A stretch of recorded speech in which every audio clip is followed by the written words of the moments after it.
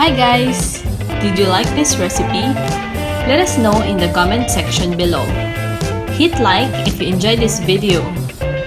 This will help us know that you are enjoying our content.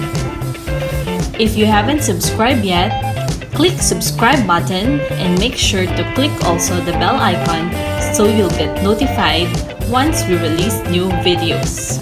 Until next time, this is Foodie Pinoy saying goodbye and it's a wrap!